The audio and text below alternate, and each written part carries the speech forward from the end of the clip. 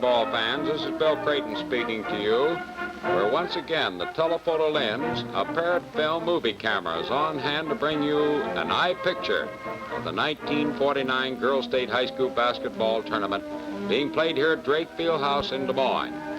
In the opening game of the semifinal classic on Friday night at the Fieldhouse with 6,500 basketball fans packed into the Fieldhouse, Oakland played Keswick. It was the first time that Oakland had come to the state tournament.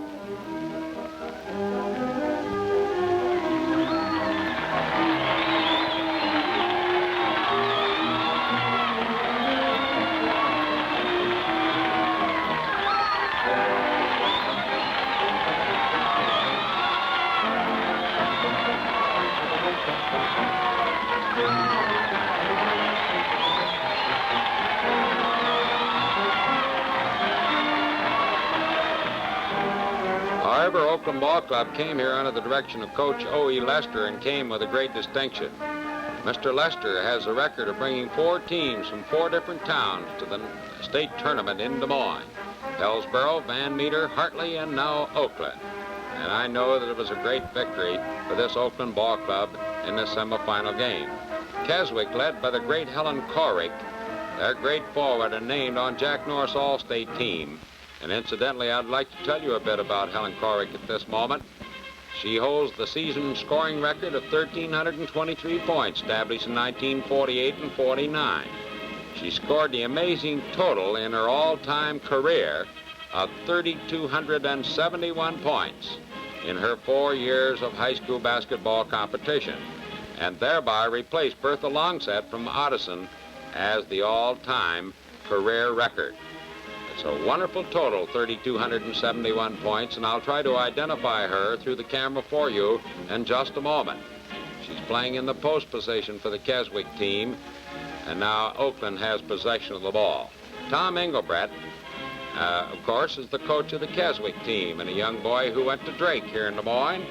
And on this gala occasion, this very night, for the first time, Helen Corrick was held to the amazing low total of 12 points by Patty Green, the fine all-state guard of the Oakland Ball Club, identified with number 34. The officials for the game were Henry Boone of Woodbine and Dorn Good of Bloomfield.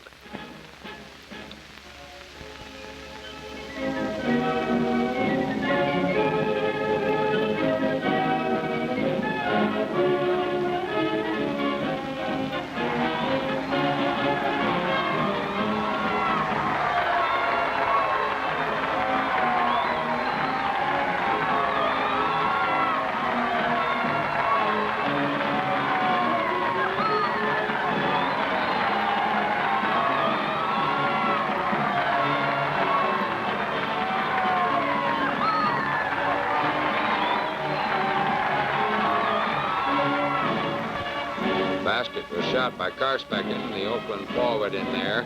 As you notice, and I want to call your attention how they're doubling the post on Jensen, the big, tall, 6-foot redhead, who played brilliant basketball for Oakland throughout the entire tournament. The score was 18-17 at halftime with Keswick out in front. And there's Jensen going up for her specialty, the one-handed hook shot. Now you'll get a chance to see Corrick in there playing in the post position, and they tie the ball up. I want to particularly identify you. You see how they're doubling the post on Jensen. They fouled her at that moment, and she gets a free throw attempt that was no good.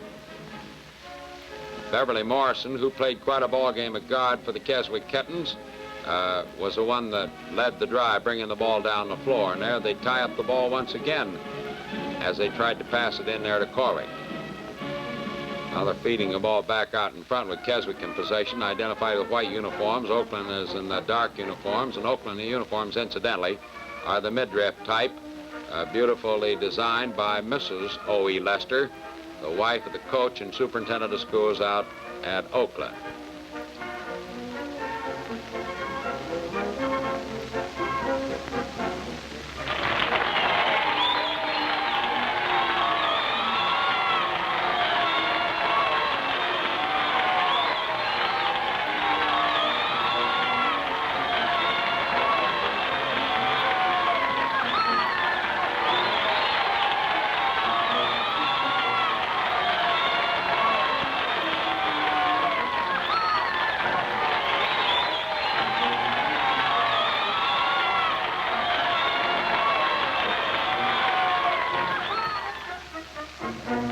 cheers that you heard were put up by both sides' cheering section because both towns were well represented in the field house that night. On that Friday night, they came to Des Moines to see their respective teams win. And of course, Keswick had to go home pretty much broken-hearted, but nevertheless, they had a great ball club. Here's Corwick taking a shot at the basket, and you see her in there on a drive. And now here's a cheer from the crowd, from the Keswick crowd.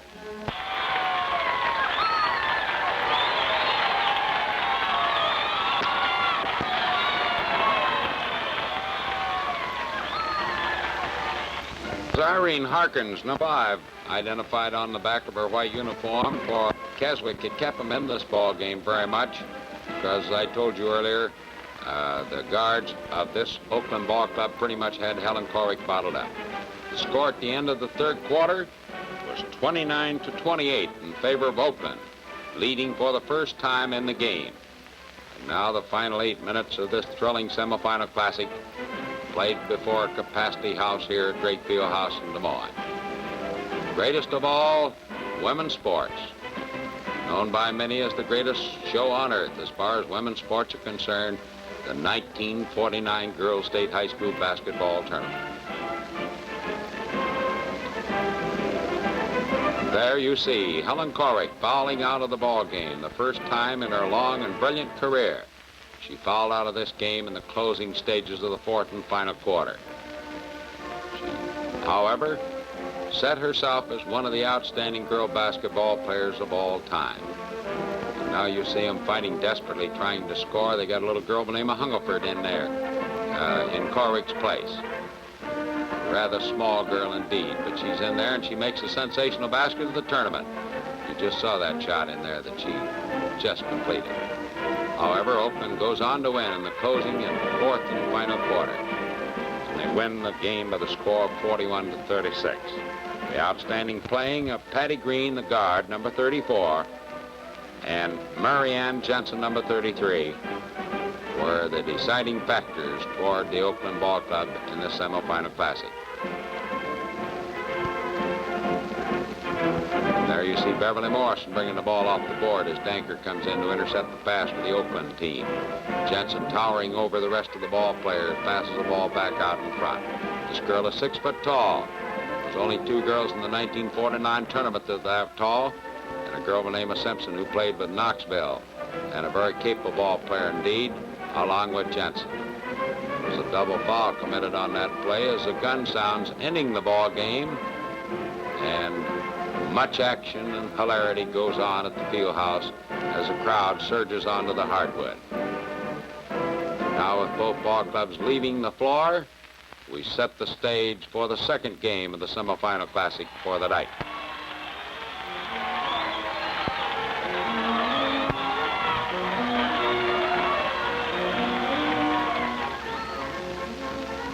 In the second ball game of the semifinals on Friday night at the field house, brought the Hartley Hawks against Wellsburg. Coach Harold Church down here with his fighting Hartley Hawks for a repeat performance of last year with a splendid ball club from that O'Brien County of 1,500 population, while Wellsburg up in Grundy County was 700 people in that little town. Their ball club coached by Fred Harriman, who did a splendid job with his Wellsburg team. Here is the battle well underway. There's a few outstanding ball players on these teams that I'd like to certainly identify for you. There's Rust shooting at the basket for Wellsburg. Lorraine Bokoff, and I mentioned to you that there were 2 6-foot ball players in the tournament. I particularly want to identify this girl because she is the tallest girl of the 1949 Classic, and that's Lorraine Bokoff, whose tower, 6 foot 1 inches tall, identified with number 20 on the back of her white uniform trimmed in black. Wellsburg, of course, the team that's wearing the white uniform trimmed in black, while Hartley is in the paisley blue. I suppose we could call it that color. As you notice throughout the film, the Hartley team has a tremendous amount of fight. And the stalwart of their defense was Elner Mankey, number 24, named on Jack Norris All-State team. And of course, a great guard on the Wellsburg Ball Club was Thelma Ross, number 21, also honored with an all-state position. Gloria Moore, June Sampson, and Alice Holloman are the forwards on the Hartley team. And of course, it was Sampson, number 25, who spearheaded their attack throughout the entire tournament in the early stages in the first and second rounds. But tonight, they're battling to see who will advance tomorrow night to the finals for the state championship of 1949. The action continues to grow as the heat of the battle is telling on the ball clubs, and now the pressure is on. The pressure is on, and only those girls down there playing know, because this crowd is certainly expecting both of their respective teams, and everyone from both towns were in hand at the field house to see these two teams in this encounter.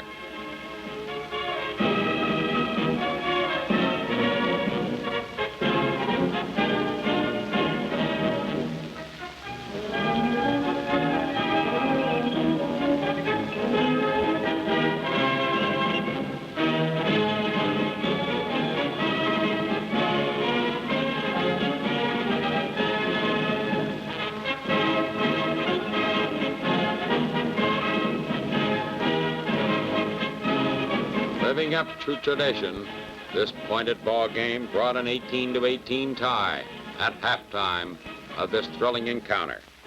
The officials for this particular game on Friday night was Benny Beckerman of Des Moines and Bill Owen from Waukon. There you see Holman taking a one-handed push shot from out in front for the Hartley Hawks. Here's Holman up for another shot that's no good. There's Thelma Ross, the girl I told you earlier about, in there deep into the battle. She was ably assisted in the ball game by Joanne Junker, number 15, and Marilyn Clausen, number 13. I'd like to call your attention to a mighty little mite on the Wellsburg Ball Club. On this night, she stood out more outstanding than she had at any time throughout their entire season and during the tournament. Donna Mae Eachin, identified with number 12 on the back of her white uniform. This little girl, I don't think she stands over 5 foot 2 inches tall, but oh, what a basketball game she played. She thrilled the 6,500 fans absolutely to perfection. What cool and collectness that she had.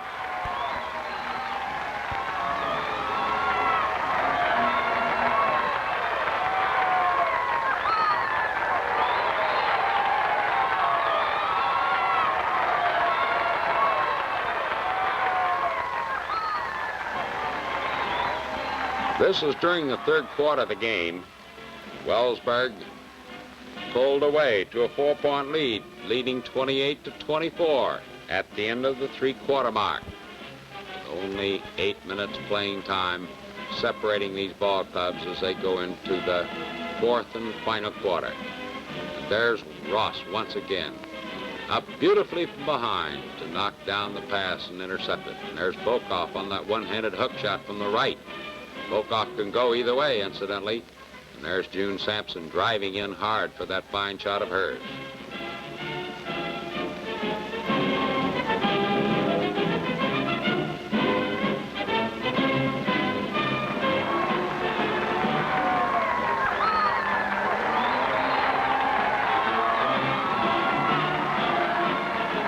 Both coaches giving last-minute instructions for the final 8 minutes of this semifinal classic. The crowd watched with anticipation whether it would be Wellsburg going into the finals or it would be Hartley. The Hartley fans from up in the northwest part of the state definitely favored their ball club to win this one and go on to win the 1949 Classic, replacing Camrar, the 1948 champion and one of the most popular champions of all time. Here you see action continues down on the floor as our movie camera picks up every thrill and every spill of this semifinal classic.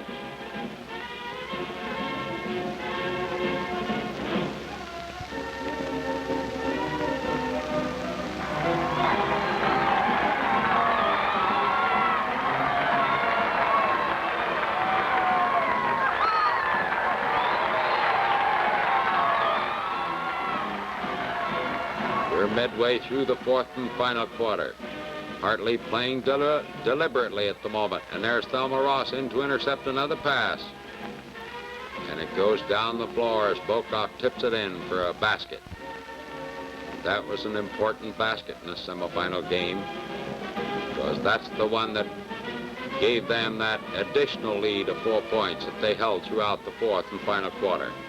There's Bokoff throwing the icer in, so to speak, because that was an important basket too. Holman trying desperately to score for Hartley, as the crowd is very much excited in this thrilling semifinal classic. One of these teams will play Oakland tomorrow night for the state championship of 1949. You can bet that they're trying to win in the most desperate way. There's Eachin in control of the ball. There's the cool and collectedness that I told you about earlier in the film.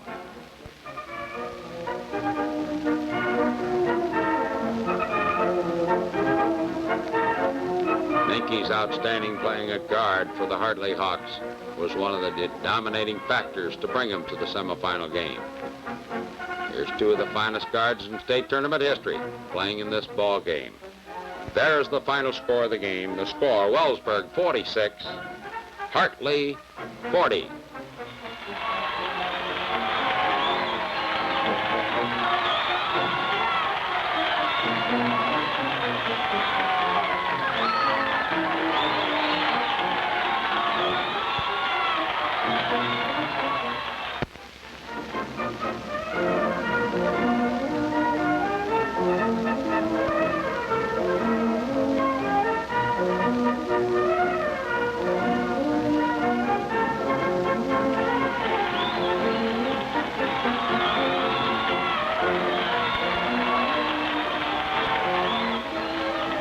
Wellsburg walked off with the girls' championship loot here on this Saturday night.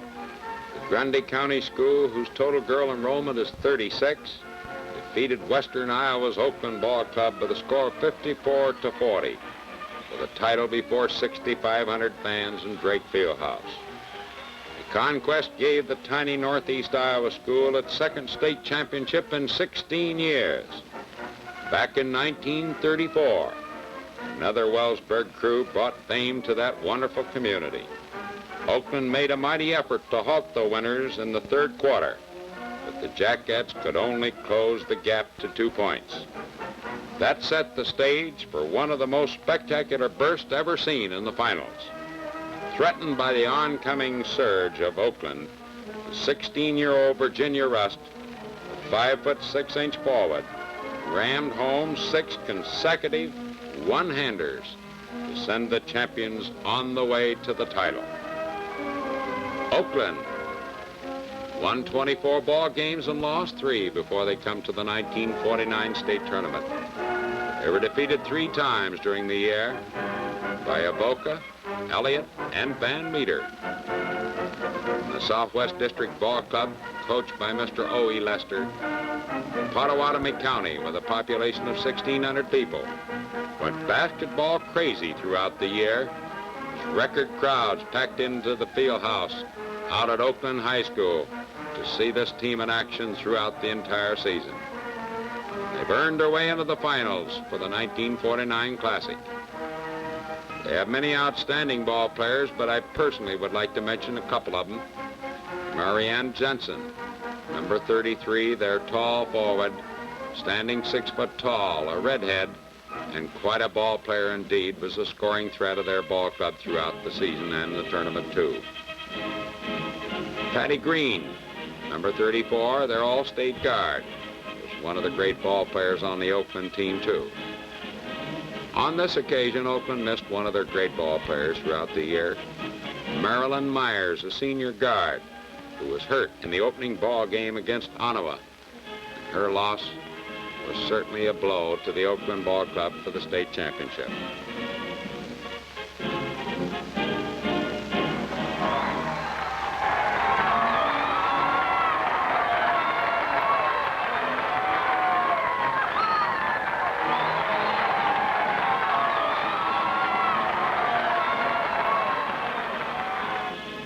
While Wellsburg, the Northeast District representative from that rich, fertile farmland up in Grundy County, There was 700 population in that town.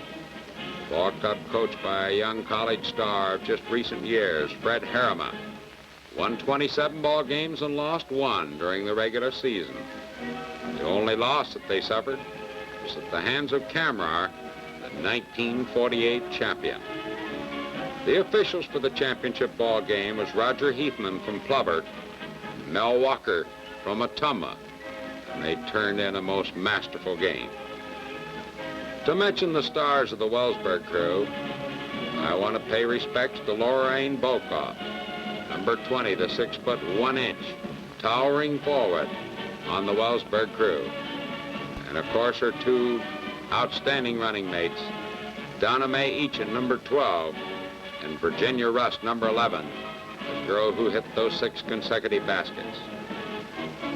Their defense was splendid too, named with an all-state ball player Thelma Ross, number 21, honored at that position on Jack Norris All-State team. She, of course, had a great deal of help from Joanne Junker and Marilyn Clausen. To mention some of the other ball players of the Oakland crew, Joanne Danker, number 22, was the spearhead of their outside defense. She's a left-handed dribbling wizard of the ball club. And Barbara Karspecken is a girl who put them in the scoring zones and did a fine job when 2 guards doubled on the post against Jensen. It was Karspecken who hit from out in front. Here is halftime of the ball game with Wellsburg leading 25-20. Here's something I would like to call your attention to. An award being presented to Miss Teensy Croker of Whiting, Iowa, who won the free throw championship this year, and John King and Arthur Brayton made the award. John King, of course, is president of Girls Board. And now they're underway with the second half of the ball game for the state title. One important thing as far as this ball game is concerned, in addition to winning a state championship of 1949, which every community wants to bring back that wonderful cup to their great community, is the opportunity to play for the mythical national championship. As you know, the athletic board of the Girls Union decided last year that the great state of Texas, representative of one of the fine communities and one of the like nature as far as I was concerned, because girls basketball is played in that state with a great deal of zest, decided to bring together the Texas champion against the Iowa champion. Many of you well remember Camrar winning the mythical national champion last year with a victory over the Texas team from Mesquite. So the team this year wins the state title will play Seagoville, Texas, 1949 state champions from the Lone Star State.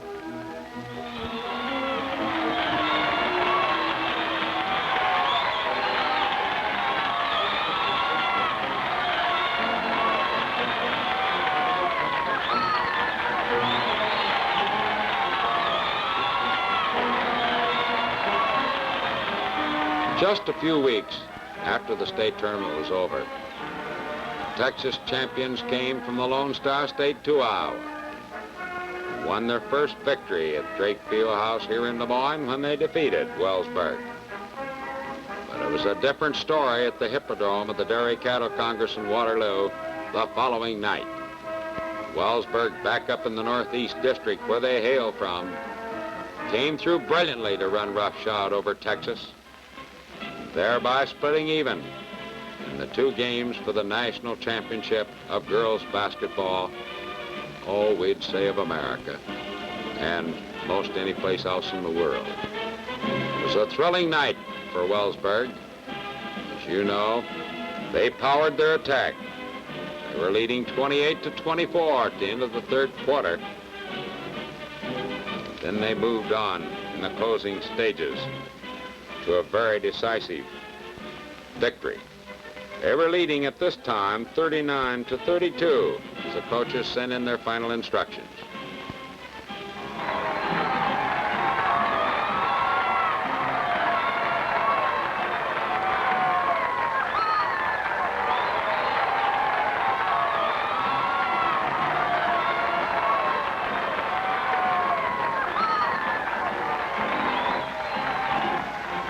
In the fourth and final quarter, as these two respective teams representing their community moved into the finals, only the power of Wellsburg and their wonderful ball handling in the closing stages of the game permitted them to pretty much run away with a one-sided victory. They outscored Oakland 15 points to 8. Fourth and final quarter. By so doing, they bottled up Jensen almost completely in this fourth quarter of the game. And Bokoffa once again was a scoring sensation after Rust is the girl who fired those long ones to put them out into a comfortable lead. And there's a beautiful pickoff play. Eachin goes in to score. You coaches seeing this film can well copy from that pattern, because that's the type of basketball that'll score a lot of points for you during the 1949-1950 season, when we hope to see all of you wonderful fans back in Drake Fieldhouse in Des Moines to view the 1950 Classic. Well, there's the final score of the ball game. It's written into the record book. Wellsburg 54, Oakland 40. Now awards are being made. Down on the floor in front of the crowd is Arthur Brayton of the Des Moines Convention Bureau, ably assisted by John King, is making the respective awards to the teams of the semifinals and the finals. Keswick and Hartley are now being honored and paid tribute by the crowd, as they're presented with roses and all the glamour and color and tradition that goes with the final night. There's the roses to the champions, the Wellsburg, the 1949 champions, when they defeated Oakland 54 to 40.